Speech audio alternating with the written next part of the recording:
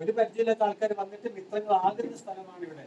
ഇവിടെ ഇങ്ങനെ ഒരു കൺസെപ്റ്റ് അല്ലെങ്കിൽ ഒരുമിച്ച് കൂടാൻ സാധ്യതയില്ലാത്ത കുറച്ച് പേര് സ്ട്രോങ് ആയിട്ടുള്ള മതവിശ്വാസികളുണ്ട്, കുറച്ചുപേര് സ്ട്രോങ് ആയിട്ടുള്ള യുക്തിവാദികളുണ്ട്, കുറച്ചുപേര് സയൻസിനെ ഫോളോ ചെയ്യുന്നവരുണ്ട്, ചിലർ ക്രിസ്ത്യൻ മതം ഫോളോ ചെയ്യുന്നവരുണ്ട്, മുസ്ലിം മതം ഫോളോ ചെയ്യുന്നവരുണ്ട്, ഹിന്ദു മതം ഫോളോ ചെയ്യുന്നവരുണ്ട്, ചിലർ രാഷ്ട്രീയമായിട്ട് CPM-ലുള്ളവരുണ്ട്, ചിലർ രാഷ്ട്രീയമായിട്ട് കോൺഗ്രസിലുള്ളവരുണ്ട്. ഇങ്ങനെ ഒരു സ്പേസ് അല്ലെങ്കിൽ ഒരുമിച്ച് വരാൻ തീരെ സാധ്യതയില്ലാത്ത ആൾക്കാർ ഒരുമിച്ച് വരുന്നത്. അപ്പൊ നമ്മളെല്ലാം എന്ത് ജീവികളാണ്? നമ്മള് മനുഷ്യരാണ്.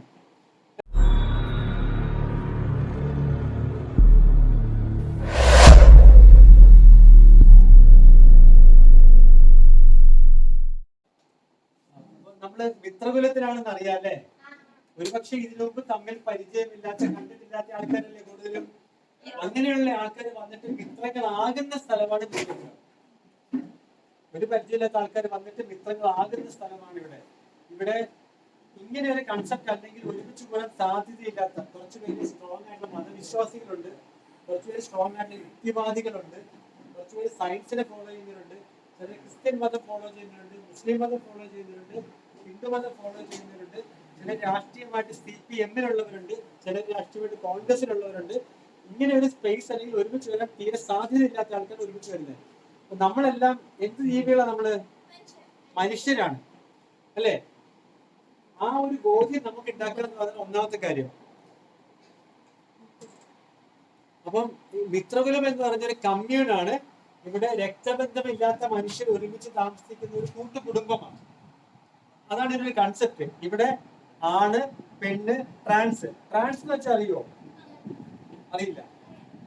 ആണ് പെണ്ണെന്നറിയാം. അതേപോലെ ആണും പെണ്ണും ചേർന്ന ആൾക്കാരാണ് ട്രാൻസ്. അങ്ങനത്തെ ആൾക്കാരുണ്ട്. അതുപോലെ ഇത് കുറച്ചൊരു മാരീഡ് ആണെന്ന് വിചാരിക്കുക, കുറച്ചൊരു കല്യാണം കഴിച്ചതാണ്, കുറച്ചൊരു ലിവിങ് ടുഗദറാണ്, കുറച്ചൊരു സിംഗിൾ പേരന്റ് ആണ്, കുറച്ചൊരു സിംഗിൾ ആയിട്ട് ജീവിക്കുന്ന ആൾക്കാരാണ്. പക്ഷെ ഇതെല്ലാവരും മനുഷ്യർ എന്ന് പറയുന്ന ഒരു സിംഗിൾ കാര്യത്തില് ഒരുപോലെയാണ് അല്ലേ? നമുക്ക് ചിലപ്പോൾ കാണാനുള്ള വ്യത്യാസം ഉണ്ടാകാം, നിറ വ്യത്യാസം ഉണ്ടാകാം, ഭാഷയിൽ വ്യത്യാസം ഉണ്ടാകാം.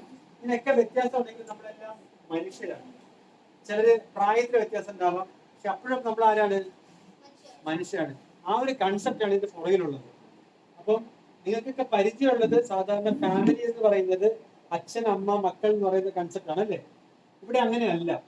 ഇവിടെ എല്ലാവരും ചേർന്നിട്ടുള്ളതാണ്. ഇത് കമ്മ്യൂൺ എന്നാ പറയുക. ഇനി വേണമെങ്കിൽ പറയുകയാണെങ്കിൽ സോഷ്യൽ ജോയിന്റ് ഫാമിലി എന്ന് പറയാം, ഒരു സാമൂഹ്യ കൂട്ടുകുടുംബം എന്ന് പറയാം. മനസ്സിലായി? അപ്പം ഇന്ന് നമുക്ക് ഇടുക്കിയിൽ നിന്ന് 2 ഗസ്റ്റ് വന്നിട്ടുണ്ട്. എവിടുന്ന് വന്നേ? ഇടുക്കി. നിങ്ങൾക്ക് ഈ അരി വേവിച്ച് ചോറല്ലാതെ വേറൊരു കാര്യം അറിയാവോ? ചോറല്ലാതെ അരി വേവിച്ച് കഴിഞ്ഞാല് കഴിക്കുന്ന കഞ്ഞി. കഞ്ഞിയുടെ കുഴി ഉണ്ടാക്കാൻ എന്ത് സംഭവിക്കും? കഞ്ഞിക്കുഴി ഉണ്ടാവും. അപ്പൊ കഞ്ഞിക്കുഴി എന്നാണ് 2 വന്നിരിക്കുന്നത്. ഷായ് സാർ എന്തൊക്കെയാ കൊണ്ടുവന്നേക്കെന്ന് പറയാമോ? എങ്ങനെയാണ് ഇത് കൃഷി ചെയ്തത്, എങ്ങനെയൊക്കെയാണെന്ന് പറയാമോ ഷായ് സാർ?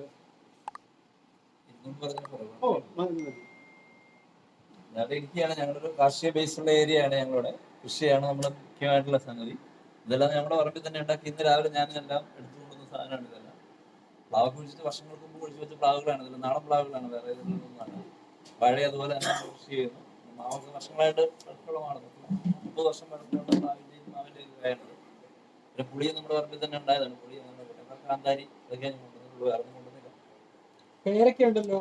പേരൊക്കെയുണ്ട്. പേരയുണ്ട്. പേര പറമ്പിലുള്ള ഒരു പേര ഞാൻ വെട്ടാൻ സമ്മതിക്കില്ല. അത് ക്ലീനാക്കുമ്പോൾ ഞാൻ അത് കിളികൾ കൊണ്ടുവന്നിട്ട് വിത്തുകളാവില്ല. അതൊന്നും ഞാൻ വെട്ടിക്കളയാൻ സമ്മതിക്കില്ല. പണിക്കാട്ട് പോലെ അതൊന്നും വെട്ടിയാക്കി. അത് നാടൻ പേരൊക്കെയാണ്. പറമ്പിൽ എവിടെ ഇറങ്ങിയാലും എനിക്കൊരു ഞങ്ങൾ പറമ്പിൽ എവിടെ പോയി കഴിഞ്ഞാലും എനിക്ക് ഏതൊരു മരത്തിൽ ഒരു കാവർച്ച് തിന്നണം. അവിടെ ഞാൻ ഫാഷൻ ഫുഡ് പേരക്കാട്ടെ, മാങ്ങയാട്ടെ, ചാമ്പങ്ങയാട്ടെ, ഏത് സാധനങ്ങളും പറമ്പിൽ കിട്ടുന്നുണ്ട്. ആ ഒരു രീതിയിൽ ഞാൻ ഒരു ദിവസം നമുക്ക് പോകാം. അവിടെ ഇടിക്കുക ഒരു ദിവസം എല്ലാവരും അതെ പറമ്പിൽ കടന്നു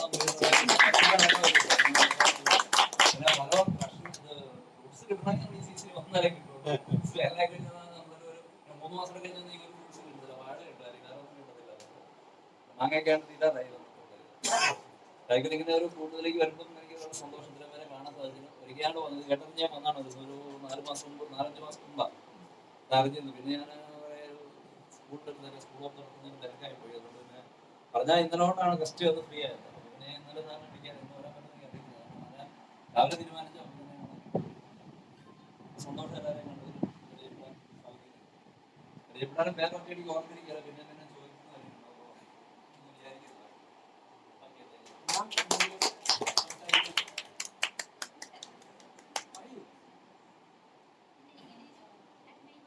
കേൾക്കാമോ?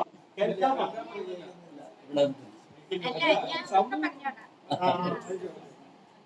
പ്രകൃതിയോട് ഏറെ ഇഷ്ടമുള്ള ഒരാൾ തന്നെയാണ് ഞാനും. ചക്കയൊക്കെ നമ്മുടെ ഒരു ഗൃഹാതിരുത്തം പോലെ, ആ ഗൃഹാതിരുത്തം ഇപ്പോഴും മാറ്റിട്ടില്ല. എന്നും ഗൃഹാതിരുത്തം ഉണ്ടാക്കുന്ന ഒരു സാധനമാണ് ചക്ക. അപ്പൊ ഈ ചക്കക്കൂട്ടെന്നൊക്കെ കേൾക്കുമ്പോൾ തന്നെ ഭയങ്കര രസമായിട്ട് തോന്നുന്നത്. അതിന്റെ ഒരു ബേസിക്, ഏറ്റവും മനുഷ്യന്റെ അടിസ്ഥാന, നമ്മുടെ ഹൈറേഞ്ചിലെന്നല്ല, നമ്മുടെ കേരളീയരുടെ ഒരു അടിസ്ഥാനപരമായ ഒരു ജീവിതശൈലിയുടെ ഒരു ബന്ധപ്പെട്ട് നിൽക്കുന്ന ഒരു വാക്ക് തന്നെയാണ് ഈ ചക്കക്കൂട്ടം എന്ന് പറയുന്നത്. പിന്നെ അതിനോടനുബന്ധിച്ചിട്ടുള്ള കൺസെപ്റ്റുകൾ, ഇപ്പൊ പറഞ്ഞ ആ കൺസെപ്റ്റ് എല്ലാം വളരെയധികം ശ്ലാഘനീയമായിട്ട് തോന്നുന്നു, വളരെയധികം ഫോളോ ചെയ്യേണ്ടതായിട്ട് തോന്നുന്നു. ഇതിനോടെല്ലാം വളരെയധികം എഗ്രി ചെയ്യാൻ തോന്നുന്നു. വളരെ സന്തോഷമുണ്ട് ഈ കൂട്ടത്തിന്റെ ഭാഗമായി ഇന്നിവിടെ വന്നിരിക്കാൻ വേണ്ടി. യൂസ്ഡ് ഡ്രസ് ബാങ്ക് എന്നാണെന്ന് എക്സ്പ്ലെയിൻ ചെയ്യും. യൂസ്ഡ് ഡ്രസ് ബാങ്ക് നമ്മള്, എൻ്റെ പേര് രഞ്ജന. നമ്മള് വസ്ത്രങ്ങള് ഉപയോഗിക്കാറുണ്ട്. വസ്ത്രം നമുക്ക് എന്തിനാണ് എന്നുള്ളത് ഒരു ചോദ്യമാണ്. നമ്മളുടെ ശരീരം മറയ്ക്കാനും വെയിലിൽ നിന്ന് പ്രൊട്ടക്ഷൻ കിട്ടാനും ഇതിനൊക്കെയാണ് നമ്മൾ സയന്റിഫിക്കലി പറയുന്ന ഒരു കാര്യം.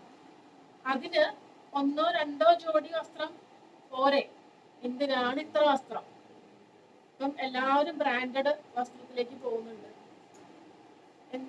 എന്തുകൊണ്ടാണ് ആൾക്കാര് ബ്രാൻഡഡ് വസ്ത്രത്തിലേക്ക് പോകുന്നത്? അത് ഒരു ക്വസ്റ്റ്യൻ ആണ്. എന്തായാലും ആവട്ടെ, ആ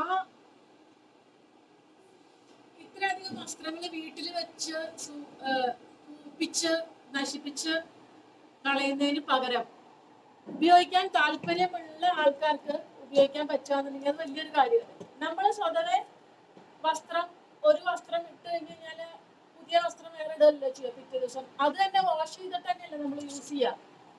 ഒന്ന് ആലോചിച്ച് നോക്കൂ, നമ്മളിട്ട വസ്ത്രമല്ല വേറൊരാളിട്ട വസ്ത്രമാണെങ്കിലും അത് വാഷ് ചെയ്തിട്ട് വേറൊരാൾ ഉപയോഗിക്കുകയാണെങ്കിൽ എന്താ കുഴപ്പം? നമ്മൾ പണ്ടത്തെ വീടുകളിലൊക്കെ നിങ്ങൾ ശ്രദ്ധിച്ചിട്ടുണ്ടോ, മൂത്ത ആളുണ്ടെന്നുണ്ടെങ്കിൽ ആ ആളുടെ ഭാഗമാവണ്ടേ താഴെയുള്ള ആൾക്ക്, അല്ലെങ്കിൽ നമ്മളുടെ റിലേറ്റീവ്സിലെ ആരെങ്കിലും കുട്ടികളുണ്ടെങ്കിൽ ആ കുട്ടികൾക്ക് അതിങ്ങനെ മാറി മാറി മാറി ഉപയോഗിച്ചിരുന്ന ഒരു കാലഘട്ടം എൻ്റെ ഒരു ചെറുപ്പത്തിലുണ്ടായിരുന്നു. അവിടുത്തെ കുട്ടികളുടെ അറിയില്ല, നമ്മൾക്കൊക്കെ ഉണ്ടായിട്ടുണ്ടാവും ഇല്ലേ? ലാസ്റ്റുള്ള കുട്ടികൾക്ക് ഒരു പക്ഷേ ഒരിക്കലും പുതിയ ഡ്രസ്സ് ഇടാനായിട്ട് കിട്ടിയെന്ന് വരില്ല. ഈ താഴെയുള്ള ആൾക്കാരുടെ മുകളിലുള്ള ആൾക്കാരുടെ ബാക്കിയാണ് കിട്ടുക. അപ്പം അങ്ങനെ ഒരു കൺസെപ്റ്റ് നിന്നിരുന്നു നമ്മളുടെ അവിടെ. പക്ഷെ എപ്പോഴോ സെൽഫിഷ്നെസ് വന്നുകൊണ്ടാണോ എന്ന് എനിക്കറിയില്ല, ഇങ്ങനെ ഒരു സിസ്റ്റം നിന്നുപോയി. ഇപ്പൊ നമ്മുടെ വീട്ടിൽ പോലും മൂത്തയാൾ ഉപയോഗിച്ച വസ്ത്രം താഴെ ആൾക്ക് ഉപയോഗിക്കാന്ന് പറഞ്ഞാൽ അത് വേണ്ട, അവന് പുതിയത് ഇവൾക്ക് പുതിയത്, അങ്ങനെ ഒരു കൺസെപ്റ്റിലായിട്ടുണ്ട്. അതായത് അവരവരുടെ മാത്രം എന്നുള്ളൊരു ഇതിലെത്തിയിട്ട്, അപ്പൊ അതിനെ മാറ്റാനും കൂടെ വേണ്ടിയിട്ടാണ് നമ്മള് ഇങ്ങനെ ഒരു കൺസെപ്റ്റ് ചെയ്യുന്നത്. ആദ്യം നമ്മള് ഫ്രീ ആയിട്ടാണ് ഡ്രസ്സ് കൊടുത്തോണ്ടിരുന്നിരുന്നത്.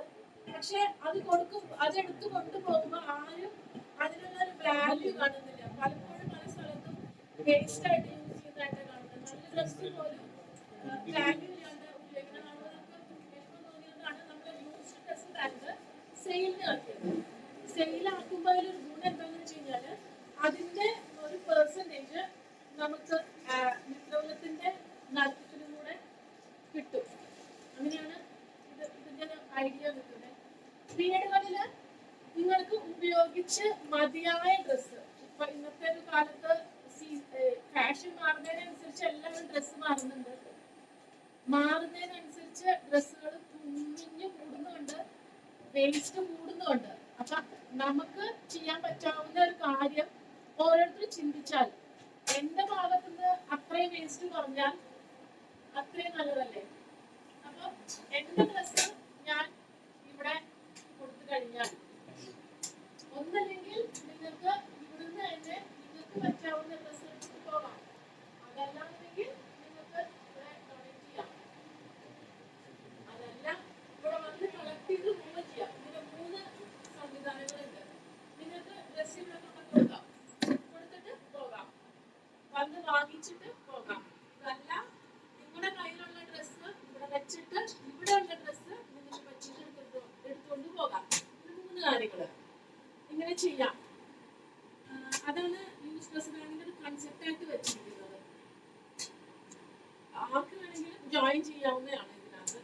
പരമാവധി ഇപ്പൊ നമ്മൾ പറയും ഉപയോഗിക്കാൻ പറ്റാവുന്നത്, പക്ഷെ നമുക്ക് ഉപയോഗിക്കാൻ പറ്റാത്തതായിട്ടുള്ള വസ്ത്രങ്ങൾ കൊണ്ടുവരാണെന്നുണ്ടെങ്കിൽ നമുക്ക് ഇത് മാനേജ് ചെയ്യാൻ പറ്റും. കാരണം നമുക്ക് ഈ ഡ്രസ് പില്ലോസ് ആക്കാം, ബെഡ് കവേഴ്സ് ഉണ്ടാക്കാം, പിന്നെ ചവിട്ടികൾ ഉണ്ടാക്കാം. ഇതൊന്നും പോരാണ്ട് നമുക്ക് ക്രാഫ്റ്റ് ആയിട്ട് നമുക്ക് ഇത് ഈ തുണി കൊണ്ട് നമുക്ക് ചട്ടികള്, പോട്ട്സ്, ഇങ്ങനെ പല പല സാധനങ്ങളും നമുക്ക് ഉണ്ടാക്കാൻ പറ്റും. ഇത് വീടുകളിൽ നമുക്ക് ക്യൂരിയസ് ആയിട്ട് വെക്കാൻ പറ്റും. ഈ വേസ്റ്റ് തുണി കൊണ്ട് വെച്ചിട്ട് ചെയ്യുന്ന സാധനങ്ങൾ ക്യൂരിയസ് ആയിട്ട് നമുക്ക് ചെയ്യാൻ പറ്റും. ഇതിനൊക്കെ കുറേ മൾട്ടി കാര്യങ്ങൾ നമുക്ക് വേസ്റ്റ് തുണികളെ കൊണ്ട് ചെയ്യാൻ പറ്റും. അപ്പം ഒന്നും വേണ്ട, നമ്മള് ഈ ബനിയൻ ക്ലോത്ത് ഇല്ലേ, ബനിയൻ ക്ലോത്ത് ഒരു അറ്റം കീറിയിട്ട് നമ്മളിങ്ങനെ വലിച്ചിട്ട് കഴിഞ്ഞാൽ അതിങ്ങനെ പഞ്ഞി പോലത്തെ തുണിയാവും. അത് നിങ്ങൾ ശ്രദ്ധിച്ചിട്ടുണ്ടോന്ന് അറിയില്ല, ഈ കാറ് വാഷ് ചെയ്യുന്ന സ്ഥലങ്ങളും ഇവിടെ ഈ പെട്രോൾ പമ്പുകളിലൊക്കെ ഈ അവരുടെ കയ്യിലൊരു തുണി കണ്ടിട്ടുണ്ടോ, നൂല് പോലത്തെ ഇങ്ങനെ പഞ്ഞി പോലത്തെ നൂല് വേസ്റ്റ് തുണികൾ കണ്ടിട്ടുണ്ടോ? ഇത് അങ്ങനെ ഉണ്ടാക്കുന്ന വേസ്റ്റ് ആണ്. അത് നമുക്ക് ചെയ്യാവുന്നതാണ്. നല്ല വരുമാന മാർഗം കൂടെയാണ് അത്. ഒരു വീട്ടില് ജോലി കഴിഞ്ഞിട്ടുള്ള സമയത്ത് നമുക്ക് ചെയ്യാവുന്ന കാര്യമാണ്. അത് കളക്ട് ചെയ്യാൻ ആൾക്കാരുണ്ട്. തമിഴ്നാട്ടിലൊക്കെ അത് ഇഷ്ടം പോലെ ചെയ്യുന്നുണ്ട്. അവിടെ നിന്നാണ് ഈ സാധനങ്ങൾ മുഴുവൻ. ഇവര് ഈ ബനിയൻ ക്ലോത്തുകൾ കളക്ട് ചെയ്തിട്ട് കട്ട് ചെയ്തിട്ട് കുട്ടികൾ ഇരുന്നിട്ട് ഇത് ചെയ്യാണ്. ഒരു കത്തി വെച്ചിട്ടാണ് അത് ചെയ്യുന്നത്. നൂല് പോലെ കിട്ടും. ഇഷ്ടം പോലെ മാനേജ് ചെയ്യാൻ പറ്റാവുന്ന, നമുക്ക് ഓരോന്നും ഇൻവെന്റീവ് ആയിട്ട് ചെയ്യാൻ പറ്റാവുന്ന കാര്യമാണ് ഇതിനകത്ത്. അപ്പം അതൊക്കെ നിങ്ങൾക്ക് ഇവിടെ വന്ന് പ്രാക്ടീസ് ചെയ്യാം, ഇവിടെ വന്ന് പഠിക്കാം. ഈ വക കാര്യങ്ങളൊക്കെ അത് നിങ്ങൾക്കൊക്കെ ഫ്രീ ടൈമിൽ യൂസ് ചെയ്യാവുന്ന കാര്യങ്ങളാണ്. നിങ്ങൾക്ക് തന്നെ സെയിൽ ചെയ്യാം, വേണ്ട നിങ്ങൾക്ക് ഗിഫ്റ്റ് ചെയ്യാം. ആർക്കെങ്കിലും ഒരു ബർത്ത്ഡേ വരികയാണെന്നുണ്ടെങ്കിൽ ആ ബർത്ത്ഡേ വരണ ആ കുട്ടിക്കോ അല്ലെങ്കിൽ ആർക്കാണോ ബർത്ത്ഡേ ആണെങ്കിൽ ഒന്ന് ആലോചിച്ച് നോക്കൂ. ഒരു പോട്ട് ഉണ്ടാക്കിയിട്ട് ആ പോട്ടിനകത്ത് ഒരു ചെടി വെച്ചിട്ട് നിങ്ങളത് അവിടെ ഗിഫ്റ്റ് ചെയ്ത് നോക്കൂ. അവരത് എത്ര കാലം അത് സൂക്ഷിക്കാൻ പറ്റും, അത് എന്ന് നിങ്ങളുടെ ഒരു ഓർമ്മയായിട്ട് അത് സൂക്ഷിക്കാൻ പറ്റും. ഇങ്ങനെയൊക്കെ നമ്മൾ ഇമോഷണലി ആണെങ്കിലും കമേഴ്ഷ്യലി ഇതൊക്കെ നമുക്ക് ചെയ്യാൻ പറ്റാവുന്ന കാര്യങ്ങളാണ്. ഇതൊക്കെ വീട്ടിലിരുന്ന് ചെയ്യാൻ പറ്റാം. നമ്മുടെ വീട്ടിൽ തന്നെ നമുക്കത് ചെയ്യാൻ പറ്റും. നമ്മുടെ ഇപ്പോഴത്തെ കാലത്ത് ഫ്ലാറ്റുകളായിരിക്കും, നമുക്ക് പോട്ടൊന്നും കാശ് കൊടുത്ത് വാങ്ങിക്കുന്ന കാര്യം ആലോചിക്കുകയും ചെയ്യരുത്. ഇങ്ങനത്തെ കാര്യങ്ങൾ ചെയ്യാൻ പറ്റും.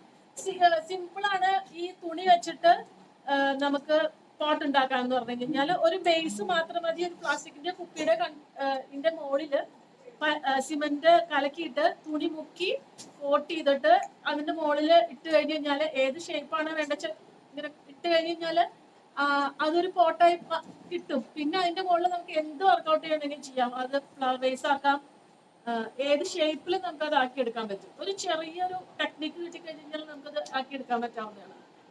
അങ്ങനെ കുറെ കാര്യങ്ങൾ നമുക്കത് ചെയ്യാൻ പറ്റും. ഇപ്പൊ തന്നെ ഇവിടെ പില്ലോ കവറൊക്കെ ഞാൻ തന്നെയാണ് സ്റ്റിച്ച് ചെയ്ത് ഉണ്ടാക്കുന്നത്. ബാഗ്സ് ഉണ്ടാക്കാൻ പറ്റും. എത്ര ഭംഗിയുള്ള ബാഗ്സ് ഉണ്ടാക്കാൻ പറ്റും. കട്ട് ചെയ്തിട്ട് അങ്ങനെ ചെയ്യാൻ പറ്റും. പിന്നെ നമുക്ക് പാരലൽസ്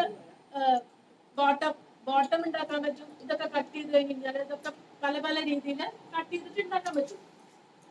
ഇങ്ങനെയൊക്കെയാണ് വേസ്റ്റ് മാനേജ്മെന്റ്, ക്ലോത്തിന്റെ വേസ്റ്റ് മാനേജ്മെന്റ് കൊണ്ട് ഉദ്ദേശിച്ചത്. അതിന്റെ ഒരു ഭാഗമാണ് ഇത്. ഇത് നമ്മൾ സെയിലിലാണ് വെച്ചിരിക്കുന്നത്. 1 രൂപ മുതൽ 500 രൂപ വരെ ഉള്ള സാധനങ്ങളാണ് നമ്മൾ കൊടുക്കുന്നത്. അതിന് മേലെ വരാം, നമ്മൾ അതങ്ങനെ ചെയ്തിട്ടില്ല. അങ്ങനെ ആണ് ഇതൊക്കെ ചെയ്യുന്നത്.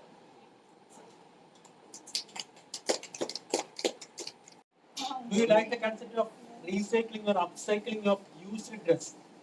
Yes. So, നമ്മൾ ആരെങ്കിലും അങ്ങനെ ഉപയോഗിച്ച വസ്ത്രങ്ങൾ ഉപയോഗിക്കുന്ന ആൾക്കാരാണോ? എന്റെ ഈ വസ്ത്രമില്ല, എന്റെ ഒരു കൂട്ടുകാരന്റെ വീട്ടിൽ പോയപ്പോൾ അവന് തടി കൂടി എന്ന് പറഞ്ഞിട്ട് സൈഡാക്കിയ പ്രശ്നമാണ്. നമ്മള് എല്ലാരും ഉപയോഗിച്ച വസ്ത്രങ്ങൾ ഉപയോഗിക്കുന്ന ആൾക്കാരാണ്. ഇന്നലെ ഉപയോഗിച്ച് കഴുകിയിട്ട് തന്നെ നമ്മൾ ഉപയോഗിക്കുന്നത്. നിങ്ങൾക്ക് എല്ലാ ദിവസവും പുതിയ ഉപയോഗിക്കുന്ന നിങ്ങൾ എല്ലാരും ഉപയോഗിച്ച വസ്ത്രങ്ങൾ ഉപയോഗിക്കുന്നത്. പക്ഷേ മറ്റുള്ളവർ ഉപയോഗിച്ചാണോ എന്ന് നിങ്ങൾ സംശയം ഉണ്ടാവും. വലിയ വ്യത്യാസമൊന്നുമില്ല. നിങ്ങൾ പല ഷോപ്പിലും പോയി മേടിക്കുന്നതൊക്കെ ആരെങ്കിലും ഉപയോഗിച്ചുകൊണ്ട് റീസൈക്ലിംഗ് പിന്നെ ഡ്രൈ ക്ലീൻ ഒക്കെ ചെയ്ത് വെച്ചായിരിക്കും. നിങ്ങൾ അറിയുന്ന പോലും ഉണ്ടാവില്ല. ഇത് ഒരു സംസ്കാരം ഉണ്ടാക്കിയെടുക്കാൻ ശ്രമിക്കുകയാണ്. നമുക്ക് ഉപയോഗിക്കാൻ പറ്റുന്നതാണെങ്കിൽ അത് ഉപയോഗിക്കാൻ വേണ്ടി പ്രേരിപ്പിക്കാനാണ് ഇങ്ങനെ എഴുതും. അതിനകത്ത് പൈസ വെച്ചിരിക്കുന്നത് മിത്രകുലം കമ്മ്യൂൺ നമ്മള് ഡൊണേഷൻ സ്വീകരിക്കുന്നില്ല. ഒരു ചാരിറ്റബിൾ ട്രസ്റ്റ് ആയിട്ട് രജിസ്റ്റർ ചെയ്തിട്ടുണ്ടെങ്കിൽ നമ്മൾ ഡൊണേഷൻ സ്വീകരിക്കുന്നില്ല. കാരണം അത് വളരെ എളുപ്പമുള്ള പണിയാണ് ഡൊണേഷൻ സ്വീകരിക്കുക. ഇന്ത്യൻ ഭരണഘടന നമ്മൾ പറയുന്നത് അന്തസ്സോടെ ജീവിക്കാനുള്ള അവകാശത്തെ കുറിച്ചാണ്. A dignified life. Indian Constitution gives a permission or we are eligible for a dignified life. അത് എങ്ങനെയാണ് ചെയ്യുക? നമുക്ക് അധ്വാനിക്കാൻ പറ്റുന്നിടത്തോളം അധ്വാനിച്ച് ജീവിക്കുക എന്ന് പറയുന്നത്. ആ മെസ്സേജ് എത്തിക്കാൻ വേണ്ടിയിട്ടാണ് ഇങ്ങനെ ഒരു കാര്യം ചെയ്യുന്നത്. എല്ലാ ശനിയാഴ്ചയും നമ്മൾ ഓൺലൈൻ ഗൂഗിൾ മീറ്റിംഗ് ഉണ്ട്. ഇന്ന് രാത്രിയും ഉണ്ട്. പറ്റുന്ന ഗൂഗിൾ മീറ്റിംഗിൽ കയറണം. മിത്രകുലത്തിന്റെ ഗ്രൂപ്പിൽ ഇല്ലാത്ത ആരെങ്കിലും ഉണ്ടോ അവിടെ? മടങ്ങാതെ വെക്കണം.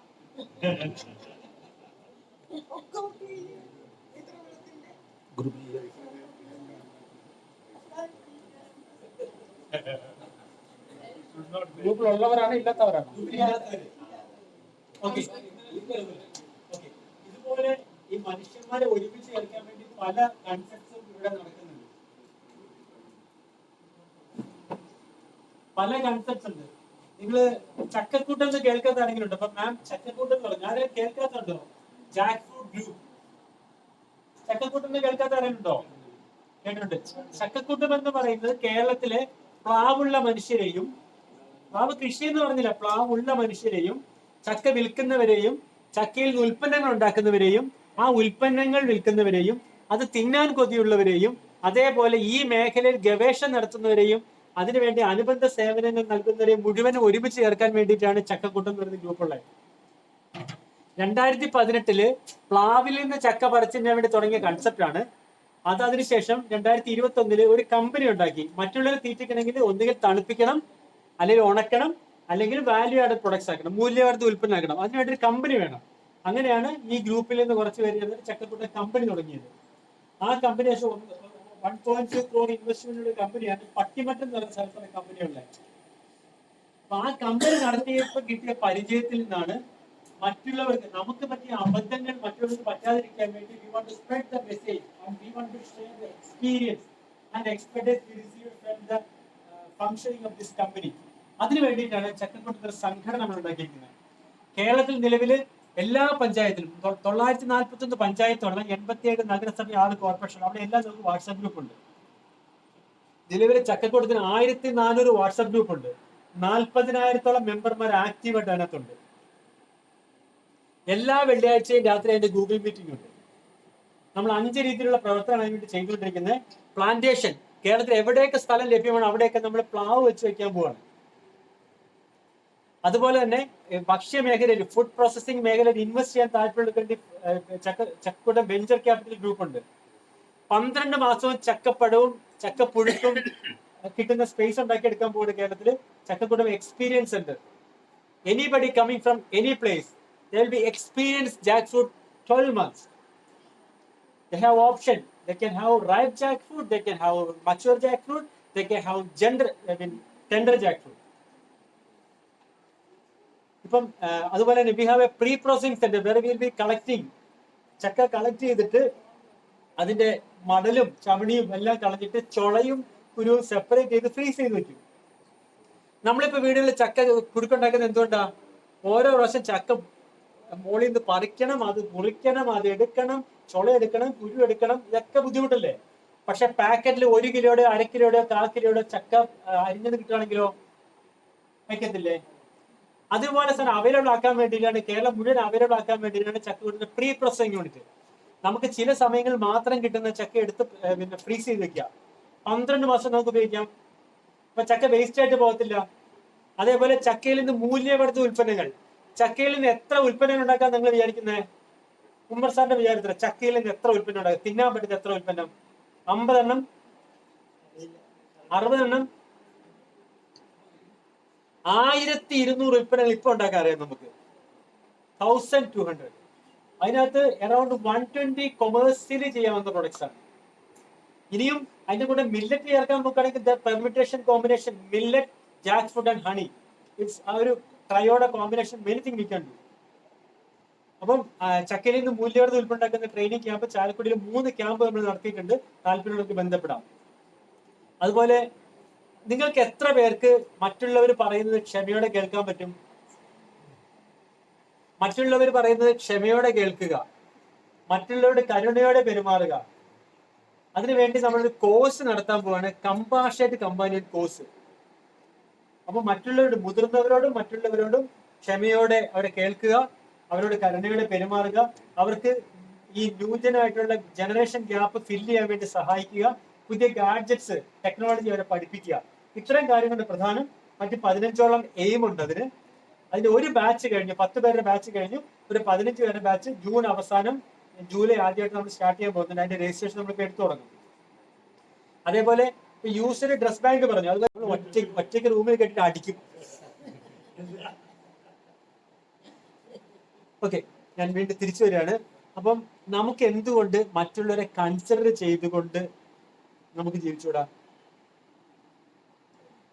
അടുത്ത വീട്ടിൽ ഒരാൾ ഭക്ഷണം കഴിക്കാതിരിക്കുകയാണെങ്കിൽ നീ ഭക്ഷണം കഴിക്കുന്നതിനും അവിടെ പോയി ചോദിച്ച് ഭക്ഷണം കഴിച്ചത് ചോദിച്ചിട്ട് ചെയ്യണമെന്ന് പഠിപ്പിച്ച മതങ്ങളുള്ള ഒരു നാടാണ് നമ്മുടേത്. പക്ഷെ നമ്മൾ ഈ മതങ്ങളിലാകെ മറ്റുള്ളവരെ എങ്ങനെ കൊല്ലാം, മറ്റുള്ളവരെ എങ്ങനെ ഉപദ്രവിക്കാൻ പറയുന്നത് മാത്രമാണ് നമ്മൾ നോക്കി പഠിച്ചിരിക്കുന്നത്. അപ്പം അതിൻ്റെയൊക്കെ എസൻസ് എടുത്തിട്ട് നമുക്ക് എന്തുകൊണ്ട് why can be rebuild our country, ഇതാണ് പറയാ എക്സ്പ്ലെയിൻ ചെയ്യാൻ ശ്രമിച്ചത്. ഇങ്ങനെ കുറെ കാര്യങ്ങളുണ്ട്. അപ്പൊ എല്ലാ ശനിയാഴ്ചയും ഗൂഗിൾ മീറ്റിംഗ് ഉണ്ട്. പറ്റുമെങ്കിൽ, ഒരാളെയും നിർബന്ധിക്കില്ല, പറ്റുമെങ്കിൽ ആ ഗൂഗിൾ മീറ്റിംഗിൽ പങ്കെടുക്കുക. ഇവിടെ വന്ന് പേര് തന്നിരിക്കുന്ന എല്ലാവരെയും മിത്രപുരത്തിന്റെ വിസിറ്റേഴ്സ് നടന്ന ഗ്രൂപ്പിലേക്ക് ചേർക്കും. അത് ഓപ്പൺ ഗ്രൂപ്പാണ്, നിങ്ങൾക്ക് പോസ്റ്റ് ചെയ്യാം. മിത്രപുരത്തിന്റെ കോമൺ ഗ്രൂപ്പ് അഡ്മിനുള്ള ഗ്രൂപ്പാണ്. അവിടെ മിത്രപുരത്തിന്റെ അറിയിപ്പുകൾ മാത്രമേ വരത്തുള്ളൂ. കാരണം ഒരിക്കൽ പോലും ഇവിടെ വരാത്ത ആൾക്കാർ ഓപ്പൺ ആക്കി കഴിഞ്ഞാൽ നിങ്ങൾക്ക് അറിയാലോ, they will be making chow. So നമ്മൾ ചെയ്യാൻ ശ്രമിക്കുന്നത്, ഇവിടെ വന്ന ആൾക്കാർക്ക് വിസിറ്റേഴ്സ് ആണ്. ഇവിടെ ഒരിക്കലെങ്കിലും താമസിച്ച ആൾക്കാർ ഇവിടുത്തെ ഗസ്റ്റുകളാണ്. പിന്നെ ട്രസ്റ്റിമാർക്ക് വേറെ ഗ്രൂപ്പ് ഉണ്ട്, പിന്നെ കമ്പാഷേറ്റ് കമ്പാനിന് വേറെ ഗ്രൂപ്പ് ഉണ്ട്, ഇൻമേറ്റ്സിന് വേറെ ഗ്രൂപ്പ് ഉണ്ട്. അതൊക്കെ മിത്രപുരത്തിൽ നടക്കുന്നത്. അതുപോലെ നേരത്തെ പറഞ്ഞ ചക്കക്കൂട്ടത്തിന് 1400 ഗ്രൂപ്പ് ഉണ്ട്. ഓരോ പർപ്പസിനും സെപ്പറേറ്റ് ഗ്രൂപ്പ് ഉണ്ട്. അതെല്ലാം കൈകാര്യം ചെയ്ത് ഇങ്ങനെ രസകരമായിട്ട് നമുക്ക് പോകാം. ഇനി രാവിലെ പരിചയപ്പെടുത്താത്ത ആൾക്കാർക്കൊന്ന് പേര് പറഞ്ഞ് പരിചയപ്പെടുത്താമോ? അത് കഴിഞ്ഞിട്ടാണ് എവിടെ വരാണ് പറയുന്നത്? എൻ്റെ പേര് നിഷ. ഞാൻ തൊട്ടടുത്ത് താമസിക്കുന്നതാണ്. ഹസ്ബൻഡ് വെളിയിലാണ്. വീട്ടിലെ ഞാൻ മാത്രമേ ഉള്ളൂ. ഞങ്ങളുടെ ഫ്രിഡ്ജ് ചേച്ചിയുടെ വീട്ടിലുണ്ട്.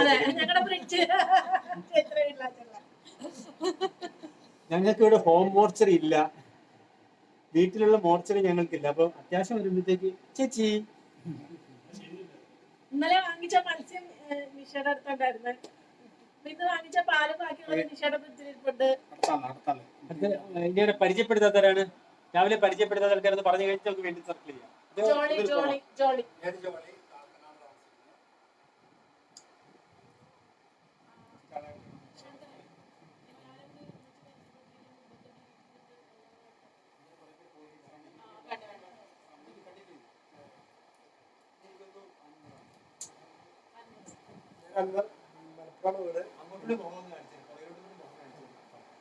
മലപ്പുറത്താണ്, മലപ്പുറം കരവാറുണ്ട്. പിന്നെ ഇതിനു മുമ്പ് ഇവിടെ ഒരു മാച്ചിന് വേണ്ടി വന്നപ്പോഴാണ് ഇവിടെ ആദ്യമായിട്ട് താമസിക്കുന്നത്. ക്രിക്കറ്റ് മത്സരത്തിനുണ്ട്. പിന്നെ അതിന് മുമ്പ് കുറച്ചാറായിട്ട് അൻസാറായിട്ട് കോണ്ടാക്ട് ഉണ്ട്. ഞാനും വളരെ നല്ലൊരു കൺസേൺ. പിന്നെ മാത്രമല്ല ഞാൻ ഒരു ഷെഫും കൂടിയാണ്. ബിരിയാണിയും അങ്ങനത്തെ കല്യാണത്തിലെ ഐറ്റംസ് ഒക്കെ ഉണ്ടാക്കാൻ അറിയും. പിന്നെ ഇപ്പൊ ഈ മീറ്റിംഗ് നമ്മൾ ഒരു ബിരിയാണി കഴിച്ചിട്ട് ഇരിക്കുകയാണെങ്കിൽ ഒരു ഉന്മേഷം ആർക്കും ഉണ്ടാവില്ല. ഇതിപ്പോ ചക്കപ്പൊഴി കഴിച്ചുകൊണ്ട് എല്ലാവർക്കും ആ മുഖത്തൊരു ഒരു പ്രത്യേകത നമുക്ക് കാണാം. ബിരിയാണി ഇപ്പൊ എല്ലാവരും ഏകദേശം ഉറക്കത്തിന്റെ മൂഡിലേക്ക് പോയിട്ടുണ്ടാവും. ഇന്നിപ്പോ ഇങ്ങനെ ഒരു നമ്മൾ മലയാളികൾ കൂടിയ ഒരു ബിരിയാണി ഇല്ലാണ്ട് ഇന്നിപ്പോ അമ്മന്റെ അടിയന്തരാണെങ്കിൽ ഇപ്പൊ 2 ഐറ്റം ഫുഡ് വേണമെന്ന് പറയുന്ന ആളുകളാണ്. ഇപ്പം എനിക്കറിയാം ഏകദേശം നമ്മൾ ഫുഡിന്റെ ഫീൽഡിലുണ്ട്. പക്ഷെ ഇതൊക്കെ വളരെ വലിയൊരു എക്സ്പീരിയൻസ് ആണ്. അതായത് നല്ല സന്തോഷമുണ്ട്.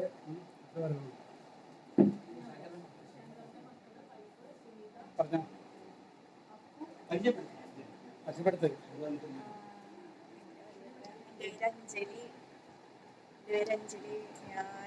ഞാൻ 2ാമത്തെ വട്ടമാണ് മിത്രക്കുളത്തിൽ വന്നിരിക്കുന്നത്. പിന്നെ എത്രയുണ്ട് എല്ലാവരും കണ്ടതിൽ സന്തോഷം.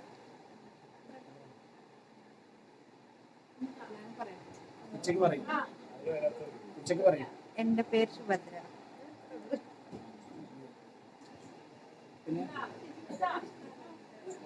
introduce.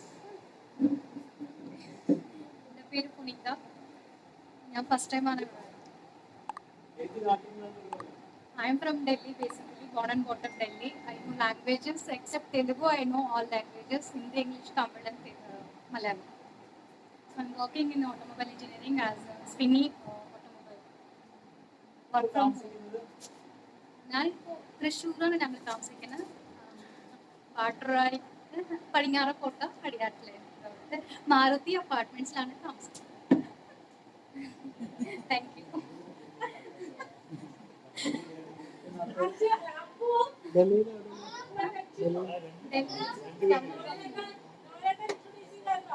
ഇല്ല അവരെന്തെല്ലാം ഇൻട്രൊഡ്യൂസ് ചെയ്ത് കളിച്ചിരിക്കുകയാണ്. ഇങ്ങോട്ട് വാ.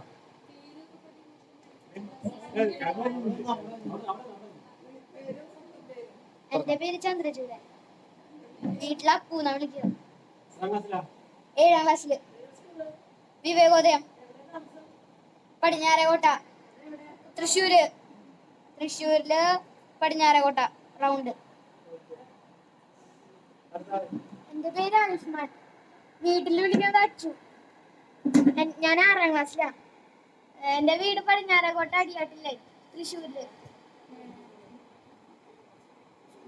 സ്കൂളിന്റെ പേര് വിവേകോദയം. ഞാൻ 6ാം ക്ലാസ്സിലാ.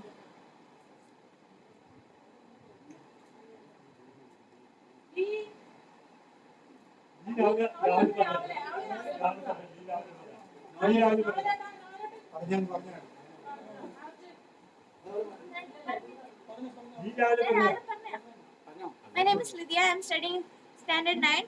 I am from Medicate.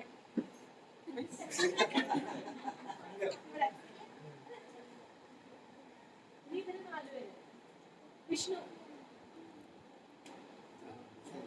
പേര് അർജുൻ. സ്വദേശം തൃശ്ശൂരാണ്. പഠിച്ചതെല്ലാം തൃശ്ശൂർ തന്നെയാണ്. ഇപ്പോൾ സെയിൽസ് ആൻഡ് മാർക്കറ്റിങ്ങിന്റെ സെയിൽസ് ആൻഡ് മാർക്കറ്റിംഗ് ഓപ്പറേഷൻ ഹെഡായിട്ട്. ഏതാ കമ്പനിയുടെ പേര്? അത് പ്രൊമോഷൻ ആവില്ല. കമ്പനിയുടെ പ്രൊമോഷൻ കാശ് കൊടുത്തിട്ടില്ല. നമ്മൾ സാധാരണ ആഡ് കൊടുക്കുന്ന കമ്പനിയുടെ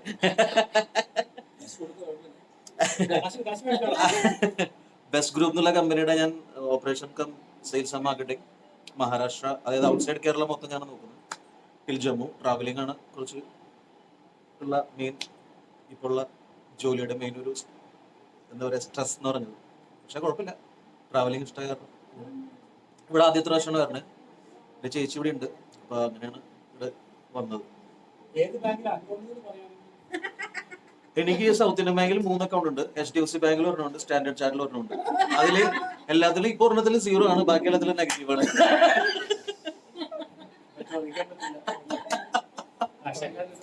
Collecting all the toys used by children, but right now they are not using. This is a waste. നിങ്ങൾക്ക് അത്ര എളുപ്പമല്ല അതുകൊണ്ട് വേസ്റ്റ് ആയി കളയാന്ന് പറയുന്നത്. That we will be collecting, we will be improving it or refurbishing it, and we will be giving to those kids who are in need. അതേപോലെയാണ് geriatric care പ്രൊഡക്ട്സിന്റെ bank. മുതിർന്നവരോ പ്രായമുള്ളവരോ അപകടത്തിൽപ്പെട്ടവരോ അല്ലെങ്കിൽ രോഗികളോ ഉപയോഗിച്ച സാധനങ്ങൾ, വീൽ ചെയർ ആകാം, അല്ലെങ്കിൽ walker ആവാം, crutches ആവാം, അതേപോലെ ICU bed ആവാം, എയർ ബെഡ് ആവാം, ICU കോട്ട് ആവാം, എയർ ബെഡ് ആവാം, വാട്ടർ ബെഡ് ആവാം, ഓക്സിജൻ കോൺസെൻട്രേറ്റർ ആവാം, നെബുലൈസർ ആവാം, അല്ലെങ്കിൽ ഗ്ലൂക്കോമീറ്റർ ആവാം. ഇതൊക്കെ ഒരിക്കലും ഉപയോഗിച്ച് നമ്മുടെ ആവശ്യം കഴിഞ്ഞ് നമ്മൾ എന്ത് ചെയ്യും? നമുക്കറിയില്ല എന്താ ചെയ്യേണ്ടത്. അത് നമ്മൾ കളക്ട് ചെയ്യും. അത് കളക്ട് ചെയ്തിട്ട് കേരളത്തിൽ ബയോമെഡിക്കൽ എഞ്ചിനീയേഴ്സ് ഒരു സംഘടനയുണ്ട്. ഞാനൊരു ബയോമെഡിക്കൽ എഞ്ചിനീയർ സംഘടനയുടെ ഭാഗമാണ്. ഞങ്ങളത് റിപ്പയർ ചെയ്യും. എന്തെങ്കിലും ആവശ്യം ഉണ്ടെങ്കിൽ റിപ്പയർ ചെയ്ത് സർട്ടിഫൈ ചെയ്ത് വീണ്ടും ഈ പാലിയേറ്റീവ് കെയർ വഴി, കുടുംബശ്രീ വഴി, കൗൺസിലേഴ്സ് വഴി നമ്മൾ ആവശ്യമുള്ളതിലേക്ക് എത്തിക്കുക എന്ന് പറയുന്നത് റീസൈക്ലിംഗ് നടത്താൻ പോവുകയാണ്. അപ്പൊ ഇത്തരം കാര്യങ്ങൾ കിട്ടാതിരിക്കുന്നവർക്ക് ഇത് എത്തിക്കുക എന്ന് പറയുന്നതാണ് അതിന്റെ ഒരു ഉദ്ദേശം. അതുപോലെ അഞ്ചനമേ വരയ്ക്കുന്നുണ്ട്. അപ്പം നിങ്ങളൊക്കെ കാണാം, ഈശ്വരോട് ഇരിക്കുന്നത് കാണാം. ഈ ആൾക്കാർ വരയ്ക്കാൻ ഉപയോഗിക്കുന്നുണ്ട്. എനിക്കും ഇത് മാഡം പറഞ്ഞപ്പോൾ എന്റെ പേര് ഈശ്വരാന്ന് മനസ്സിലായത്. അപ്പം എല്ലാവർക്കും വരയ്ക്കാൻ പറ്റുന്ന സാഹചര്യം ഉണ്ടാക്കാൻ വേണ്ടിയിട്ടാണ് ആർട്ട് ഫോർ ഓൾ ഏജസ് എന്ന് പറയുന്ന ക്യാമ്പയിൻ തുടങ്ങാൻ പോകുന്നത്. അതുപോലെ സ്ത്രീകളെ സൈക്കിൾ പഠിപ്പിക്കുന്ന ഷീ സൈക്ലിംഗ് സ്റ്റാർട്ട് ചെയ്യാൻ പോവാണ്. അതുപോലെ അർബൻ കിച്ചൺ ഗാർഡൻ, ഈ സമയമില്ല സ്ഥലമില്ല എന്ന് പറയുന്നവർക്ക് വേണ്ടിയിട്ട് നമ്മൾ ബക്കറ്റിൽ മണ്ണൊക്കെ വെച്ചിട്ട് എല്ലാ ചെടിയും പാകമാക്കി തരും. വെള്ളം ഒഴിച്ചാൽ മാത്രം മതി. 15 ദിവസം കൂടുമ്പോൾ നമ്മളൊന്ന് ചെക്ക് ചെയ്യാനും തയ്യാറാണ്. നിങ്ങൾക്ക് അതിന്റെ വിളവെടുക്കാൻ പറ്റും, ആക്കി എടുക്കാൻ പറ്റും. അത്തരം കാര്യങ്ങൾ ചെയ്യുന്നുണ്ട്. അവിടെ ഒരു ഓപ്പൺ ലൈബ്രറി ഉണ്ട്. നിങ്ങൾക്ക് വരാം, പുസ്തകം എടുക്കാൻ പോകാം, നിങ്ങൾക്ക് കൊണ്ടുപോകാം. അത് കഴിഞ്ഞിട്ട് നിങ്ങൾക്ക് രണ്ടാമത്തെ പുസ്തകം വേണമെങ്കിൽ വേറെ പുസ്തകം നമുക്ക് തരണം, അല്ലെങ്കിൽ നിങ്ങൾ കൊണ്ടുപോയ പുസ്തകം, അത്രയേ ഉള്ളൂ. സോ ആൾക്കാർ വായിക്കട്ടെ. അത് പുറത്തായിരിക്കുന്ന, അടയ്ക്കാൻ പോലും പറ്റാത്ത പുറത്തയച്ചിരിക്കുന്ന ആൾക്കാർക്ക് എടുക്കാൻ വേണ്ടിയിട്ട്. അത് സതീഷ് അത് മുഴുവൻ ചാർട്ട് ചെയ്ത് പിന്നെ ഇൻഡെക്സ് ചെയ്തുകൊണ്ടിരിക്കുകയാണ്. ഇൻഡെക്സ് ചെയ്ത് കഴിഞ്ഞാൽ നമ്മളത് ക്യാമ്പയിൻ ചെയ്യുന്ന ആൾക്കാർ പുസ്തകം കളക്ട് ചെയ്യാൻ വേണ്ടിയിട്ട് ഇങ്ങനെ കുറെ ആക്ടിവിറ്റീസ് ചെയ്യുന്നുണ്ട്. അപ്പം ഇതിലൊക്കെ സഹകരിക്കാൻ താല്പര്യമുള്ളവർക്ക് സഹകരിക്കാം, ആരെയും നിർബന്ധിക്കില്ല. അവര് മിത്രകുലത്തിന്റെ ട്രസ്റ്റി ആകാൻ താല്പര്യമുള്ളവർക്ക് അതിനുള്ള ഓപ്ഷൻ ഉണ്ട്. ഇവിടെ ഇരിക്കുന്ന കുറെ പേര് ട്രസ്റ്റിയാണ്, ഞാൻ പറഞ്ഞത് ഡൊണേഷൻ സ്വീകരിക്കുന്നില്ല. പക്ഷെ എങ്ങനെയാണ് ഇൻകം കണ്ടെത്തുക? ഇങ്ങനെ ഓരോ ആക്ടിവിറ്റി വഴി പ്ലസ് ട്രസ്റ്റീസിന്റെ ട്രസ്റ്റി ഫീസ് ഉണ്ട്. നിങ്ങളുടെ പേരും അഡ്രസ്സും അമ്മയുടെ പേരും, അച്ഛന്റെ പേര് വേണ്ട, അമ്മയുടെ പേരും ഇമെയിൽ അഡ്രസ്സും പിൻകോഡും പിന്നെ 5,000 റുപ്പീസ് നമ്മൾ കളക്ട് ചെയ്തിട്ട് മിത്രകുലത്തിന്റെ ട്രസ്റ്റി ആകാൻ വേണ്ടി. അപ്പം ആകെ വർഷത്തിൽ ഒരു പ്രാവശ്യം ജനറൽ ബോഡി മീറ്റിംഗിന് വരിക എന്ന് പറയുന്നതാണ് പ്രധാന പരിപാടി. പിന്നെ ബാക്കി നിങ്ങൾക്ക് എപ്പോഴും ഇടപെടാം, ട്രസ്റ്റി ആണ് നിർബന്ധമൊന്നുമില്ല. ഇവിടെ കമ്മ്യൂണിൽ അതുപോലെ താമസ സൗകര്യം നമ്മൾ അറേഞ്ച് ചെയ്യുന്നുണ്ട്. നിങ്ങൾക്ക് ഡെയിലി ബേസിലോ അല്ലെങ്കിൽ വീക്കിലി ബേസിലോ മന്ത്ലി ബേസിലോ ഇവിടെ താമസിക്കാനുള്ള സൗകര്യമുണ്ട്. അഞ്ജന മാമിനെ കോൺടാക്ട് ചെയ്താൽ മതി അത്തരം കാര്യങ്ങൾക്ക് വേണ്ടിയിട്ട്. അപ്പൊ ഇങ്ങനെ ഓരോരോ ആക്ടിവിറ്റികൾ ചെയ്യുന്നുണ്ട്. ഇനി those who are interested in trekking, നിങ്ങൾക്ക് ട്രക്കിങ്ങിന് താല്പര്യം ഉണ്ടെങ്കിൽ സെപ്പറേറ്റ് ഗ്രൂപ്പ് കോൾഡ് ആൻസ്, ഉറുമ്പുകൾ, ANTS, adventures and natural trekking society. അത് റെഗുലർ ആയിട്ട് ട്രക്കിങ്ങിന് പോകുന്ന ഗ്രൂപ്പാണ്, അതിനകത്ത് ജോയിൻ ചെയ്യാം. അതുപോലെ ഹ്യൂമൻ വെൽനസ് സ്റ്റഡി സെന്റർ എന്നൊരു പ്ലാറ്റ്ഫോം ഉണ്ട്, ഹ്യൂമൻ വെൽനസ് സ്റ്റഡി സെന്റർ. നമ്മളെല്ലാം മാമൽസ് ആണല്ലേ, അപ്പം ലൈംഗികതയെ കുറിച്ചുള്ള അടിസ്ഥാന ധാരണ ഉണ്ടാക്കാൻ വേണ്ടിയുള്ള ഗ്രൂപ്പാണ് ഹ്യൂമൻ വെൽനസ് സ്റ്റഡി സെന്റർ. അത് 1 ഡേ വർക്ക്ഷോപ്പും 3 ഡേ ക്യാമ്പും കണ്ടക്ട് ചെയ്യാറുണ്ട്. എല്ലാ ഞായറാഴ്ചയും രാത്രി 9 മണിക്ക് ഗൂഗിൾ മീറ്റിംഗ് ഉണ്ട്. ആ ഗ്രൂപ്പിൽ ചേരാൻ താല്പര്യമുള്ള അഞ്ജന മാമിനെ കോൺടാക്ട് ചെയ്താൽ മതി. അതുപോലെ നമ്മളൊക്കെ ഇവിടെയുള്ള ഇത് ജനാധിപത്യ രാജ്യം എന്ന് അറിയാലോ അല്ലെ, ഡെമോക്രാറ്റിക് കൺട്രിയാണ്. ഇവിടെ 2 തരത്തിലുള്ള ജനാധിപത്യമാണുള്ളത്. ഒന്ന് റെപ്രസെന്റേറ്റീവ് ഡെമോക്രസി അല്ലെങ്കിൽ പ്രാതിനിധ്യ ജനാധിപത്യം. നമ്മൾ MLAക്കും MP ക്കും വോട്ട് കൊടുക്കുന്നു, പിന്നെ നമുക്കറിയില്ല അവരെന്താ ചെയ്യുന്നത്. പക്ഷെ വേറൊരു മെത്തേഡ് ഉണ്ട്, പാർട്ടിസിപ്പേറ്ററി ഡെമോക്രസി, പങ്കാളിത്ത ജനാധിപത്യം. അത് പഞ്ചായത്തുകളിലും നഗരസഭയിലൊക്കെയുള്ള പങ്കാളിത്ത ജനാധിപത്യമാണ്. നിങ്ങളുടെയൊക്കെ ധാരണ പഞ്ചായത്ത് മെമ്പറാണ്, അയാളെ വിട്ടു കഴിഞ്ഞാൽ അയാളെല്ലാം ചെയ്തോളുന്നത്. പഞ്ചായത്ത് മെമ്പർക്ക് അങ്ങനെ വോയിസ് ഒന്നുമില്ല. ഗ്രാമസഭ എടുക്കുന്ന തീരുമാനങ്ങൾ പഞ്ചായത്തിന്റെ എക്സിക്യൂട്ടീവ് അവതരിപ്പിക്കുക എന്ന് പറഞ്ഞ ഒറ്റ പണിയുള്ള അദ്ദേഹത്തിന്. തീരുമാനം എടുക്കുന്ന ഗ്രാമസഭയിലാണ്. ഗ്രാമസഭയിൽ എടുക്കുന്ന തീരുമാനങ്ങൾ സുപ്രീം കോടതിയിൽ പോലും ചോദ്യം ചെയ്യാനാവില്ല. എത്ര പേർക്കറിയാം? കാരണം ഒരു പരമാധികാര റിപ്പബ്ലിക്കായി ഇന്ത്യയിലെ പരമാധികാരിയുള്ള പൗരന്മാർ നേരിട്ട് ഒരുമിച്ചിരുന്നെടുത്ത തീരുമാനമാണ്. അതിനപ്പുറത്ത് ആരാനുള്ളേ? ഇത്തരം കാര്യങ്ങൾ നിങ്ങൾക്ക് പഠിക്കാൻ താല്പര്യമുണ്ടെങ്കിൽ കേരള സിവിൽ സൊസൈറ്റി എന്ന് പറയുന്ന വേറൊരു ഗ്രൂപ്പ് ഉണ്ട്. It's a separate group called Kerala civil society which is conducting programmes on panchayat raj act. ഇടുക്കിയിൽ മീറ്റിംഗ് വരുന്നുണ്ട്, നിങ്ങൾ ആ ഗ്രൂപ്പിലുണ്ടോ? ഇടുക്കിയിൽ നെടുങ്കണ്ടത്ത് വെച്ച് മീറ്റിംഗ് വരുന്നുണ്ട് അല്ലേ? അപ്പം അത് ഈ പഞ്ചായത്ത് രാജ് നിയമങ്ങളെ കുറിച്ച് എക്സ്പ്ലെയിൻ ചെയ്യും, അതിന്റെ അധികാരങ്ങളെ കുറിച്ചും അവകാശങ്ങളെ കുറിച്ചും ഉത്തരവാദിത്തങ്ങളെ കുറിച്ച് എക്സ്പ്ലെയിൻ ചെയ്യും. ഗ്രാമസഭയിൽ പങ്കെടുക്കേണ്ട ആവശ്യം. നിങ്ങളുടെ രാജ്യം ഉണ്ടാക്കാൻ വേണ്ടി നിങ്ങൾക്ക് ഒരു വർഷത്തിൽ 4 പ്രാവശ്യം ഹാഫ് ഡേ സ്പെൻഡ് ചെയ്യാൻ പറ്റില്ലെങ്കിൽ നിങ്ങൾക്ക് എങ്ങനെയാണ് ഇവിടെയുള്ള രാഷ്ട്രീയക്കാരെ ഉദ്യോഗസ്ഥന്മാരെ ചീത്ത പറയാനുള്ള അധികാരമുള്ളത്? ഞാൻ ചെയ്യേണ്ട കുഞ്ഞു പണി ചെയ്യാതെ എങ്ങനെയാണ് രാഷ്ട്രീയക്കാർ മോശമാണ്, മതങ്ങൾ മോശമാണ്, ഉദ്യോഗസ്ഥന്മാർ അഴിമതിക്കാരെന്ന് പറയാൻ നമുക്ക് എന്ത് അവകാശമുള്ളത്? ഒരു വർഷത്തിൽ 4 പ്രാവശ്യം ഗ്രാമസഭ നിർബന്ധമായിട്ട് ഉണ്ടായിരിക്കണം. അങ്ങനെ കൂടാത്ത ഗ്രാമസഭകളുള്ള പഞ്ചായത്ത് മെമ്പറുടെ മെമ്പർഷിപ്പ് ക്യാൻസൽ ഉള്ള നിയമമുള്ള സ്ഥലമാണ് ഇവിടെ. എത്ര പേർക്കറിയാം? ഇത്തരം കാര്യങ്ങളാണ് നമ്മൾ ചെയ്യാൻ ശ്രമിച്ചുകൊണ്ടിരിക്കുന്നത്.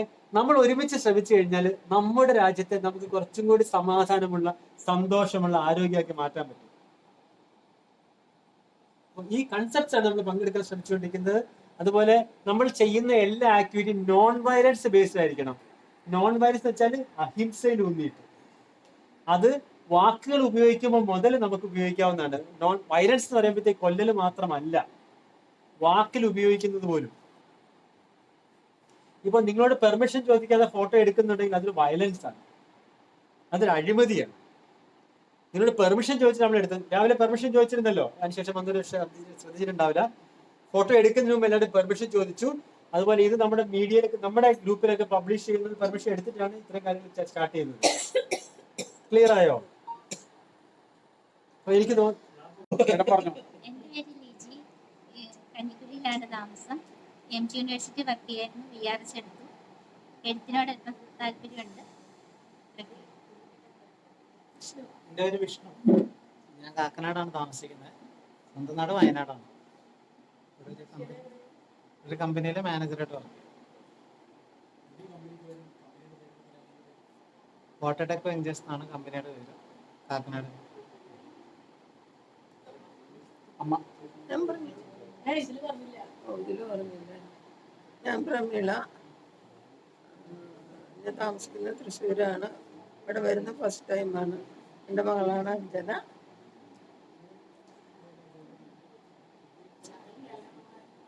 എൻ്റെ പേര് Shaji P John full name. ഇടുക്കിയാണ് സ്വദേശം. അവിടെ കൃഷി ചില കാര്യങ്ങളൊക്കെ ആയിട്ട് കഴിയുന്നു. സ്കൂൾ നടത്തുന്നുണ്ട്. അങ്ങനെ കാര്യങ്ങളൊക്കെ കുഞ്ഞിനെ കൊണ്ടുപോവാ.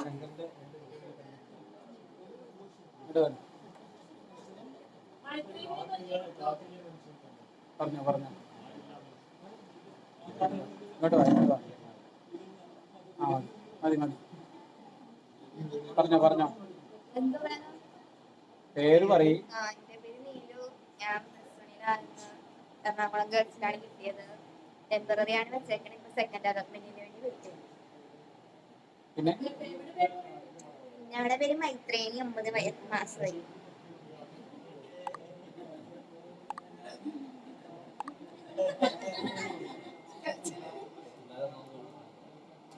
Okay.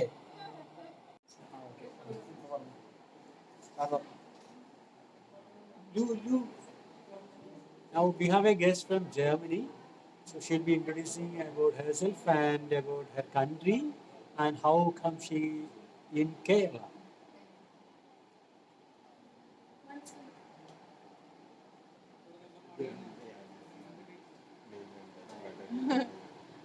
I'm from Germany. I'm tired. Okay. ഞാൻ ആക്ച്വലി ഫ്രം മലപ്പുറം. 1976 എറണാകുളത്ത് വരുന്നത്. ഞാൻ തൃശ്ശൂർ എഞ്ചിനീയറിംഗ് കോളേജിൽ പഠിച്ചുകൊണ്ടിരിക്കുമ്പോൾ കാലിക്കറ്റ് യൂണിവേഴ്സിറ്റിൻ്റെ ഫുട്ബോൾ പ്ലെയറായിരുന്നു. ആ ഫുട്ബോൾ കളിക്കുന്നതിൻ്റെ ബേസിലാണ് എനിക്ക് കസ്റ്റംസിൽ അവർ പ്ലെയറായിട്ട് ജോലി തന്നത്. അവിടെ 4 വർഷം കളിച്ചുകൊണ്ടിരിക്കുമ്പോഴാണ് ഞാൻ ബേസിക്കലി ഇലക്ട്രിക്കൽ എഞ്ചിനീയറിംഗ് ആയിരുന്നു പഠിച്ചിരുന്നത്.